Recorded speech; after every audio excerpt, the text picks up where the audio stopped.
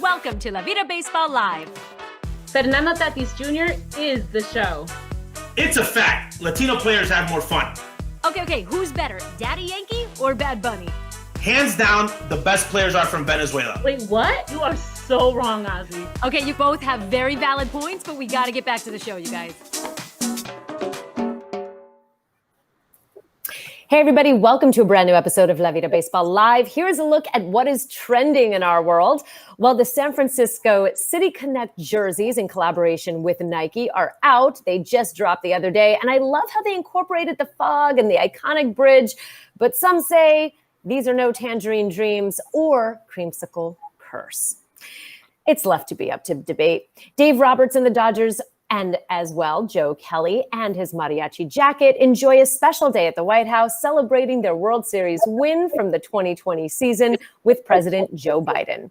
Albert Pujols becomes the fourth player in MLB history to reach 6,000 career total bases. He joins legends Hank Aaron, Stan Musial, and Willie Mays. Pretty good company.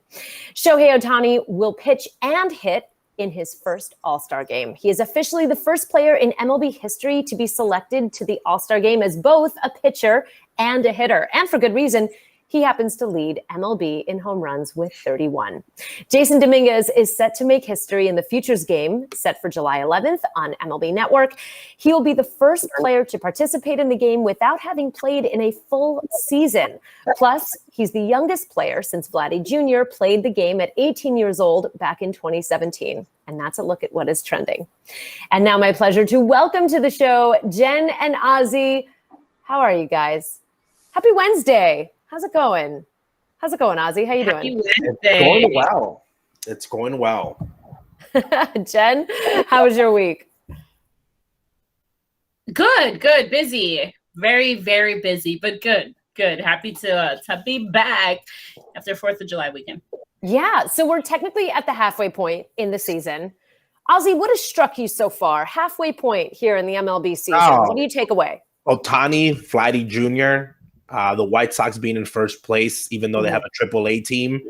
It's been an exciting season. We'll talk about it later. A lot of controversies around sticky balls, big names being off rosters because of domestic violence, assault rules in baseball. But it's been a very packed season. But I think that going into the All-Star game, we've even had surprise teams, good teams struggling, bad teams being in first place that are not supposed to be there. It's been a very hectic first half of the season, which is awesome. Yeah, lots of newsmakers there. And as you mentioned, a lot of sticky situations in more ways than one. Jen, what's your takeaway in the first half of the season? Well, the Yankees are no That's longer. That's all you gotta say. Yeah, I didn't even know what to say anymore. And I think a lot of people are in the same position. I think a lot of the executives in the Yankees organization are in the same position as far as what do we do? I think, they haven't really made any moves on where they're a good team. They just have not been able to execute at all. And you can feel the frustration amongst Yankee fans as you see it in the Twitterverse. And I mean, I'm sure that the players have to be frustrated. Aaron Boone, for sure.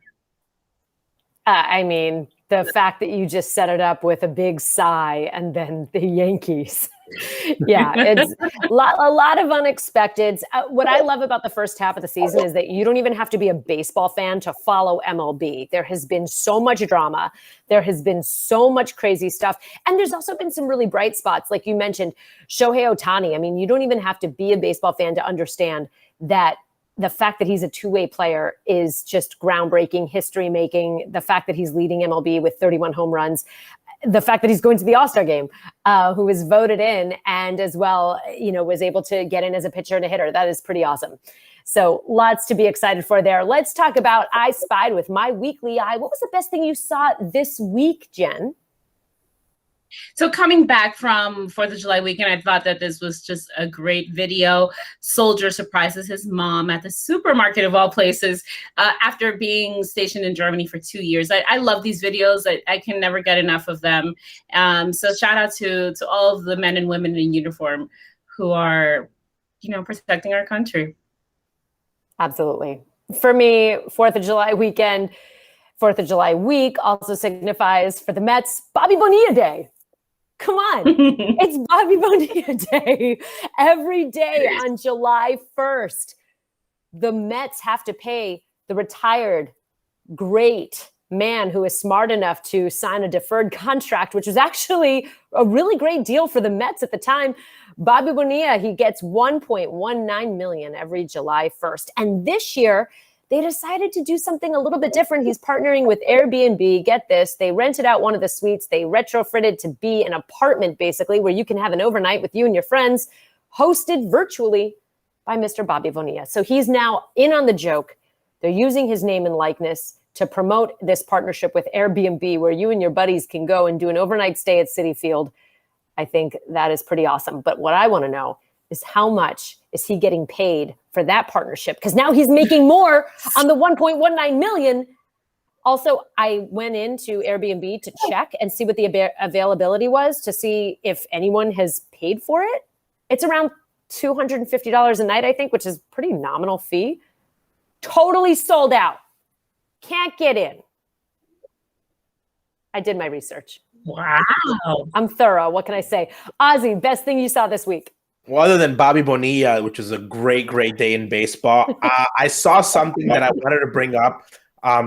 Crawford from the San Francisco Giants, his wife is very active on social media, but she showed something that's a very vulnerable moment for any young kid whose father plays in Major League Baseball. His daughter was in the stands at Dodger Stadium. She is a little girl, and Dodger fans were very rude.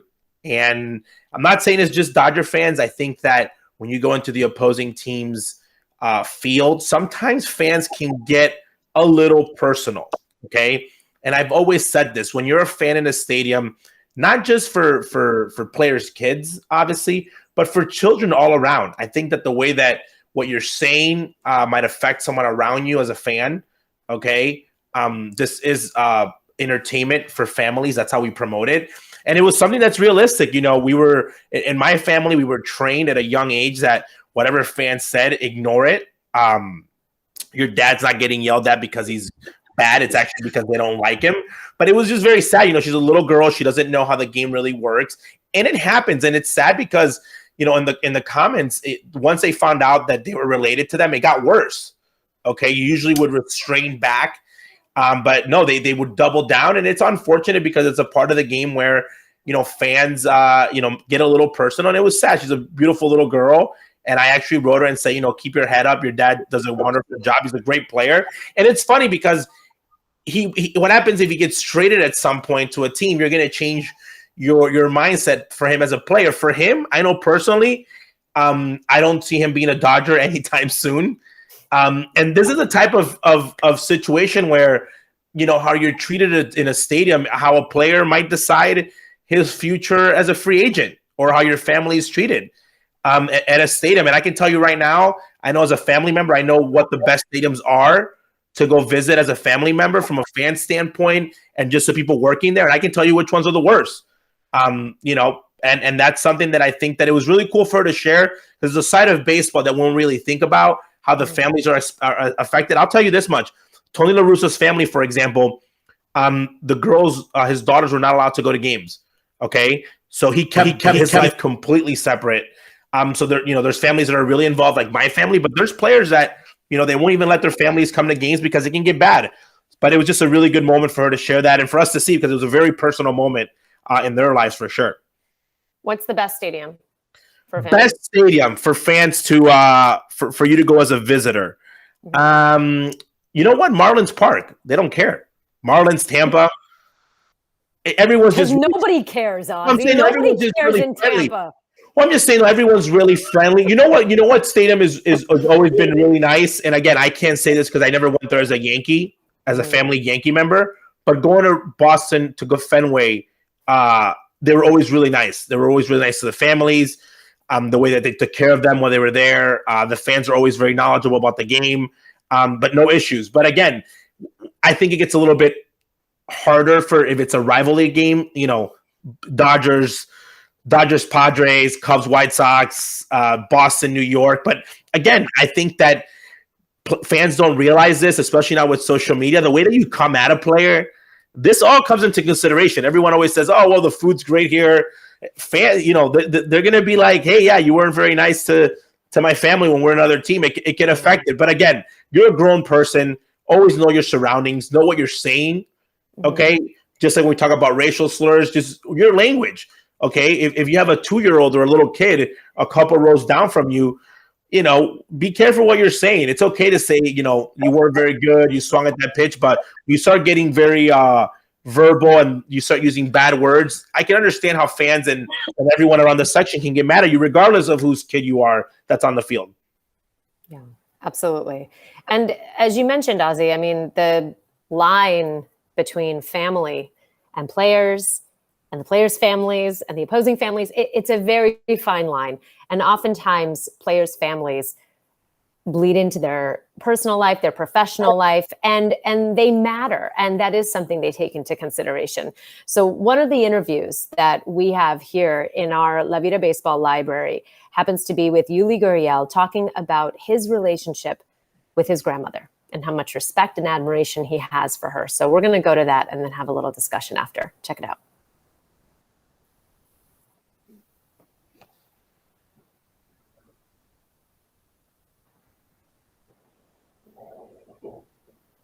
Padres siempre hacen algún sacrificio por nosotros. ¿Qué sacrificio tuviste que ellos hicieron por ustedes y que ahora te ha impactado a ti, que tú lo llevas contigo? Bueno, mi mamá, ¿no? Creo que fue la más que... Here we are with Yuli. He's basically talking about his mom and the love that he has for his mom and the sacrifices that she made throughout his career. Dad is a professional baseball player, and she was the one that was there helping him, throwing to him, playing catch with him, doing drills with him. And there's a lot of sacrifices that are made, right? Especially as mom in an athlete's career. And that's basically what he goes in and talks about it. And I think that it's a great story, and it's a story that a lot of players share as far as their moms and the grandmoms being the leaders of the home. And I think that we can all relate to that, right? Especially in the Latino community. We all have the grandma, the mom, who holds down the fort. Mi mamá, ¿no? Creo que fue la más que... Well, I think that for I don't know which mom he was talking about, but so most people don't know this. His father is probably top 3 players to ever wear a Cuban uniform. Okay, Lourdes Gurriel is a legend. So I know that for that family, it's a big deal for their mom the way that they would carry themselves, and it wasn't like dad was home always. I think that when especially in the Latino players, that matriarch part, and the other day I actually, and a couple shows ago, I had Fernando Tatis's mom, okay, as my social media follow, because I admire women like that. They've dedicated their whole lives to the game of baseball in the second part of like being the person that coordinates everything, being the rock. And now your son is going to do the same. And he's not married, so she's the one that's with him. So again, another go around. We talk about Vladimir Guerrero Jr.'s, mother, and now Vladdy's grandmother. It's not an easy job. Again, people always see the glitz and the glamour, but when you dedicate yourself, you have to be the strong point. We just talked about the Crawford family. When you hear those boos, when you hear people talking to you, there's no safer place, in my opinion, than for a player than at home. Okay, at home is where you feel at peace, you feel at home, and usually the person that is leading you and being that guidance and that voice in your head is your grandmother.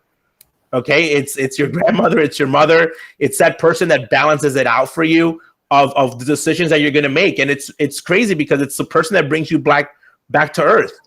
If you're being a little bit too wild, your performance on the field, and it's ironic that it comes from a female, okay, that probably never played the game of baseball, but that reality of humbling you, of who you really are, I really believe that it comes from that. And I think it comes from the matriarch side of that, because again, I'm not a baseball player, but on my family, that's how it is. I think that the women in my family are the ones that have kept us to be able to be successful, kept us being sane, because without them, I don't even want to know where we would be. But I think in baseball, that's a position that no one really talks about. because it's not a hitting coach, but it's that person that keeps you humble and makes you be able to survive 162 games when sometimes you don't think you can, survive the next game. I really think that rock is just as important for a player to succeed as any other coach on the field. Oh, absolutely. They are, by all means, the backbone of every family, and they are so prominent in the lives, especially of the Latino players. So let's talk about our grandmothers. I want to pour one out, some cafecito for our abuelitas, and talk about our grandmothers. Two things I want to ask you guys. Number one, I want to have a little contest between the three of us. Which grandmother has the longest name?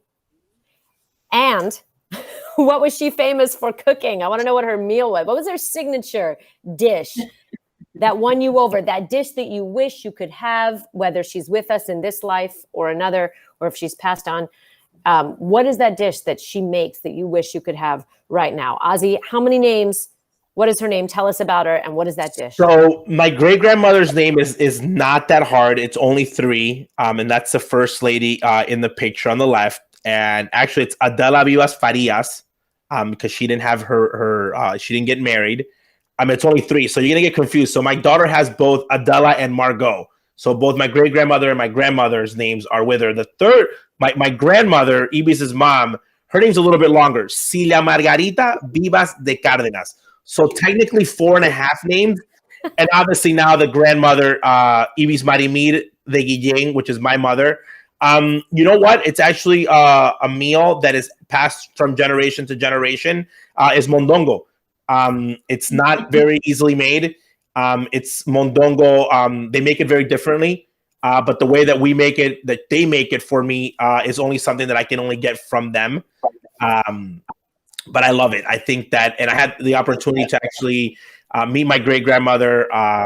It's really funny because I always remember this memory. The day that Ricky Henderson broke the stolen base record to becoming the all-time stolen base leader in Oakland, I was actually eating mondongo in my great-grandmother's house. And it's really funny because that's like a memory that I have of the great Ricky Henderson. But again, very strong women, very, very strong women.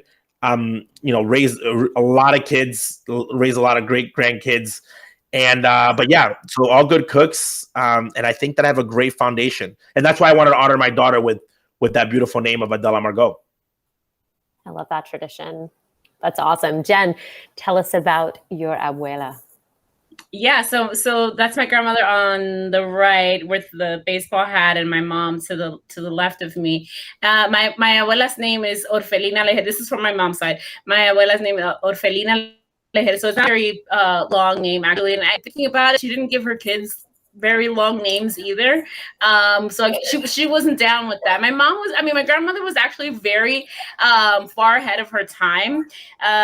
She was a seamstress for Trujillo's wife, so the dictator in the Dominican Republic. She was actually a seamstress for his wife, and that's how she was able to make ends meet during that time. But then she was also an entrepreneur. My grandmother used to travel to Curacao and Panama to buy things, to buy goods, and then go back to the Dominican Republic and sell them. What she would also do is if it was clothing, she would wear all of the clothing before she got on the plane or on the boat to come back so she wouldn't have to pay taxes.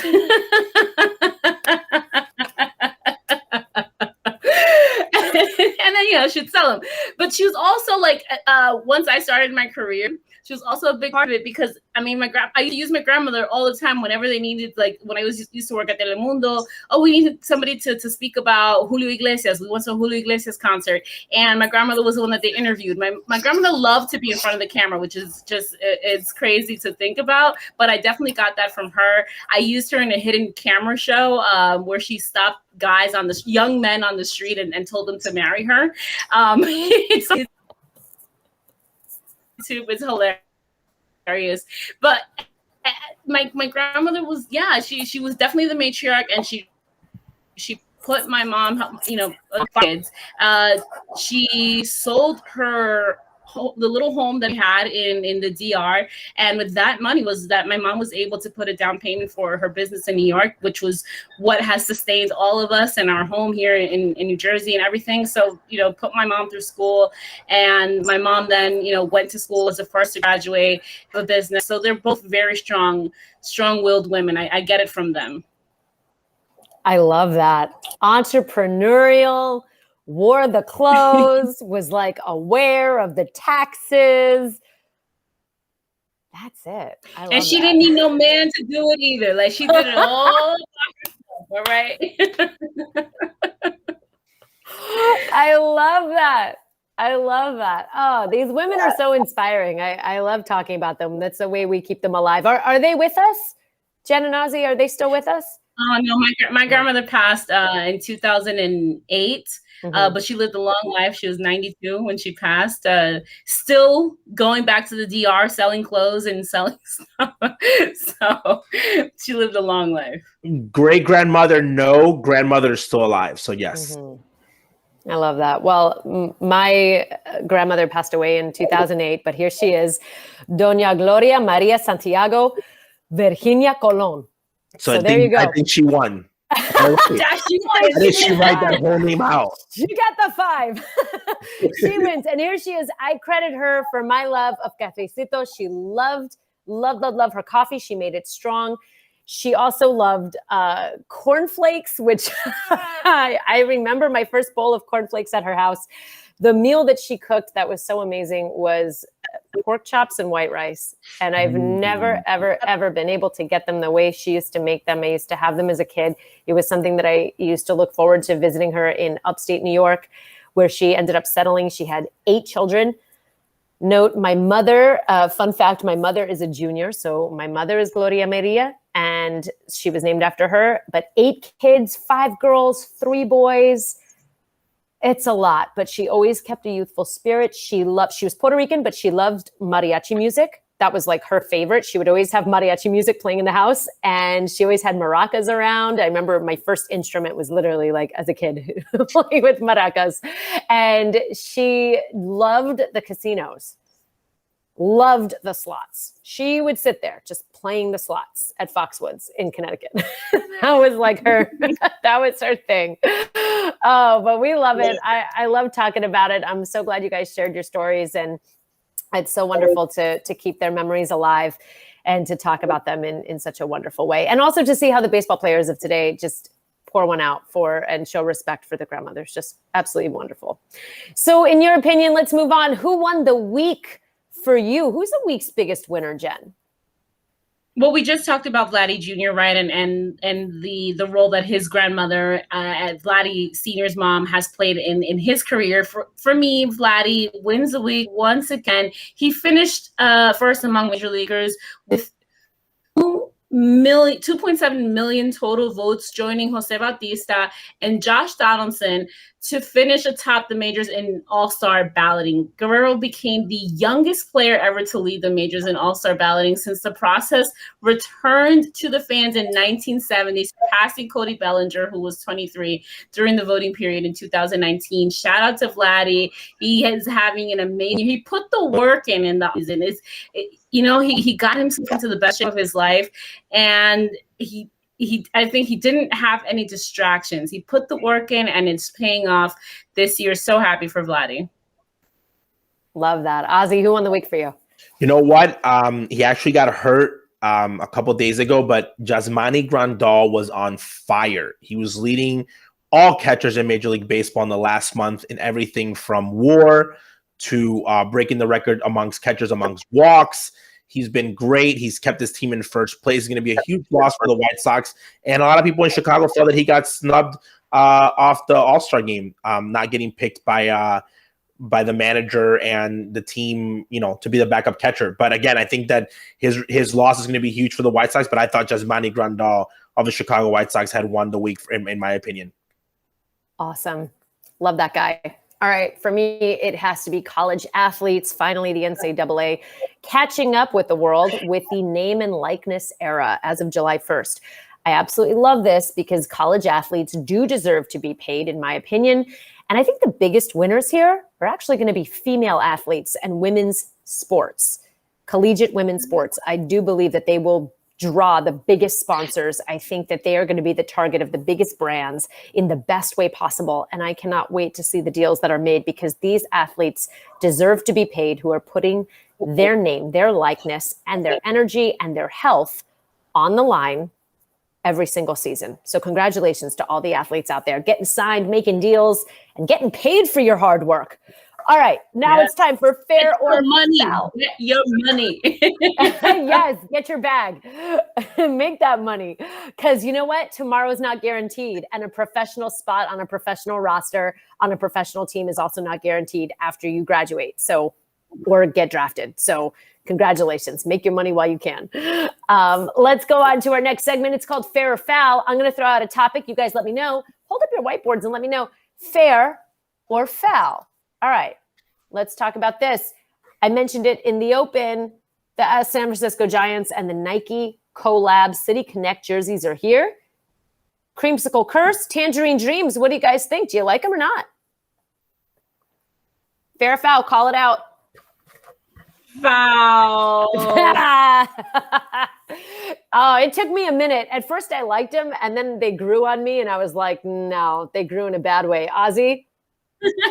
It's cute. You know, they're not the best, but they're not horrible. They're kind of unique. They pulled it off. I think they did a good job. Yeah, they're no Sugar Kings. All right. Players on TikTok, fair or foul? Do we like the players dancing? Making food? I'm all about it. I'm here. It's fair. Jen? Fair. I love it. Especially good TikTok videos, because we see a lot of other athletes from other leagues, you know, on TikTok. So when the baseball players, I haven't seen them, a lot of them, you know, get on trends and stuff. So I like it. Make baseball fun again. Attract the younger fans. Fair. Ozzie? You're wearing your uniform. Come on. Robert's a multiple-time offender. He likes to do a lot of them without his shirt on. Does a lot of the voiceover. I'm surprised it took this one for people to find him. He's been on TikTok for a while, but this is his first one wearing the uniform. Again, I don't mind it. I'm not a big fan of him wearing the uniform and doing this. Again, I know teams want to promote it. He's dancing. He's actually not a bad dancer, but the uniform in the clubhouse, I'm old school when it comes to that. But again, This is actually better than his previous TikToking, where he tends not to have his clothes on. Yeah, keep your clothes on. Catching a baby and a ball at the same time. That takes talent. That's fair to me. Yeah, fair. Oh, Ozzie, why foul? You're an idiot. That baby gets hurt for a baseball? Come on, bro. I know what a baseball can do to a fan. I don't think fans have any idea how badly they can get hurt. You're gonna put your kid in the middle of this? I already thought that you going on it by yourself is dangerous enough. Putting your kid on the line, again, he probably has no idea how bad it could have gone, but he does have talent. The fact that you actually risked it, I got to go with foul. Yeah. Well, I'm sure that the mom was probably like, are you effing crazy? You didn't drop the beer, you dropped the baby and caught the baby. But I mean, it's skill, it's talent. Thank God it was not my baby, because balls are flying, by the way. So when you're watching the game on Twitter, okay, and you see everyone saying the exit velocity was 126 miles per hour. When it gets to the outfield, it's not slowing down, okay? That's how fast it's coming at you. So, again, I know that in the world of baseball, it's frowned upon if you turn away from a ball coming at you in the stands. Ozzie Guillén Jr. is always going away from the ball, unless I have a glove in my hand and no kids. All right, wearing a mariachi jacket to the White House. If you're Joe Kelly and you wear it that well, how good does he look? Sorry, I'm in love. That's a fair. Yep. I love it. And the story behind it was so good. I'm sure you guys saw it on social media. He traded his game-worn jersey. Do you think he planned it? Do you think he planned it? Do you think in his head that he was like, oh, this mariachi jacket's really cool. I really want to rock it to the White House. By the way, the fact that he can rock a jacket that a mariachi was wearing to the White House and look better dressed than 90% of his teammates. Yeah. I don't know if it's a Joe Kelly awesome or the fact that the mariachi had a really cool jacket because he looked really good. There's a lot of really bad dressed players in that Dodgers team, by the way. No, it was a lot of blah. It was a lot of blahness. I get it because they were going to the White House and they probably wanted to just show respect. Mookie Betts' outfit should be revoked. Mookie, I'm sorry. It was not a good outfit. Not a good outfit. I didn't mind it, but I did. I like Joe Kelly, and then I found out that his mom is of Mexican descent, and I'm like, I knew it because the mustache gave it away, and so now I love him even more. I love the meme. Joseph, he started off as Joe, and he ended up the week as Jose. I just loved it. I think that I thought it was really cool the fact of what he already had done of being like, hey, I really like your jacket. I'll trade it for a jersey. Yeah. I loved it. I didn't know what he was going to do with the jersey. Again, I don't know where you can go buy mariachi outfits. Again, this was like an authentic mariachi handmade outfit. It's like the legit one. You can't buy those at Target. Sorry, you can't. So Joe Kelly's like, hey, I'm going to rock it. And the fact that he wore it to the White House even made the story that much better. Probably going to be one of the top 10 pictures of the season. And probably the only reason that I thought that them going to the White House as a team, he was the whole show. Yeah, best he's ever looked. All right, Ozzie, I want to go to you here in this last segment. What is on your mind? Share with us. You know what? What's on my mind is the fact that, unfortunately, two of the biggest names this season in the offseason signings are facing domestic violence assault issues, okay? And we have a lot of people on Twitter, especially fans, that are upset because we live in a country where you are you're not guilty, you're innocent until proven guilty. Okay, Major League Baseball is doing something about it. There's rules in place, and you have to get over it as a fan. Okay, as a league, they need to know that they need to make their players and their employees responsible because we need to represent us as a league, as us supporting women in many different forms, not only because they're females, but not because they're also part of this game. So for the fact that Trevor Bauer, the biggest name in baseball right now today, I don't care if you think that he's guilty. I don't care if you think that he's innocent. I don't care if you've read the details of the situation. The fact that Major League Baseball is going out on a limb, okay, and saying we are going to suspend the biggest name in baseball right now, okay, and the fact that they're doing their investigation, they're not allowing him to pitch until everything gets cleared out is a huge step forward by Major League Baseball. Because why does this mean something for Major League Baseball? This means that if you're a baseball player and you're sitting in a clubhouse and they're saying, man, Trevor Bauer is facing this situation at the point where Trevor Bauer sits in the hierarchy of baseball players, that makes you start thinking about all the decisions that you will be doing moving forward, okay? And I'm not talking about any decision, okay? This is a decision that's affecting baseball in any way or shape or form. It's a decision that's going to affect the collective bargaining agreement. Finally, Major League Baseball said, you know what? We're going to go out there and we're going to do what's right, and we're not going to do what's best for a team or what we think is best for the player. Again, no matter what happens in the future, if Trevor is found innocent, guilty in public court of public opinion, in the court of, the legal system, it doesn't matter. I think Major League Baseball has done the right thing, and we need to get over it, because when people say sports and politics or sports and players' personal lives should never come together, you need to get over it, because these players are human beings before anything, and they're representing our organization. So for Major League Baseball to step in, finally, it's better late than never, to be able to do this with Trevor. I want to see what the story's going to happen, but I want to congratulate them that they had, the audacity and, the future thought process of saying this is the right thing to do. We want to be in the right, no matter what happens, because Trevor Bauer is a big name, and they were suspending him even with pay is a big deal. Absolutely. Yeah. I want to add too, this is a teachable moment and it's okay, whoever's crying in the background, I think I heard somebody. It's okay, Julie. No, this is a teachable moment for players that, regardless of if he is found guilty or not, the way that you carry yourself in your career matters. Why do I say that? Trevor Bauer has a history. He has a complicated history. And when something like this happens, if you're somebody who has carried yourself the straight and narrow for most of your career, who's been just, good guy, didn't really make much of a commotion, when these types of allegations come forward, the court of public opinion, whether you say it matters or not, it matters, right? To the bosses, to your bosses. So what are they going to say? Well, no, he's always been X, Y, and Z. Let's give him the benefit of the doubt till, the jury, until the justice system takes its course. But now, with the way that Trevor Bauer has handled himself in the past with different incidents, obviously nothing to do with domestic violence, but there are moments where I've seen people on Twitter say, is it really surprising? Does it surprise you? Would this surprise you if it's true?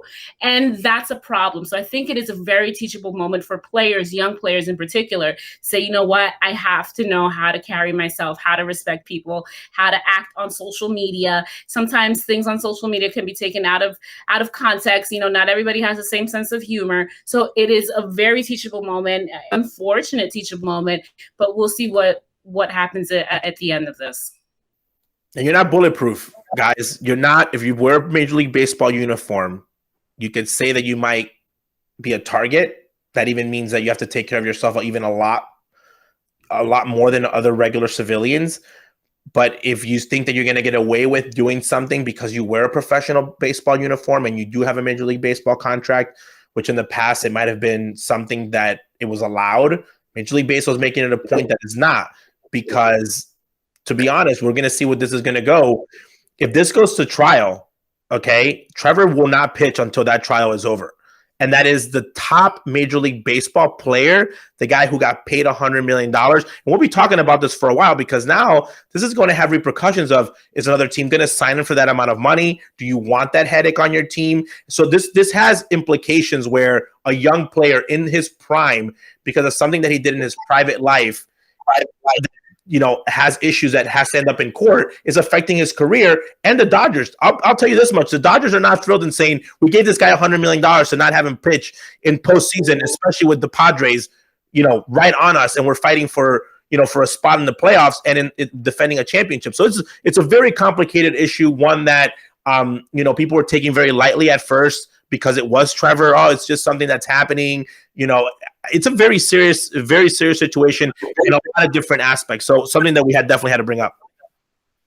Yeah, I can't imagine that the Dodgers are impressed with the showing.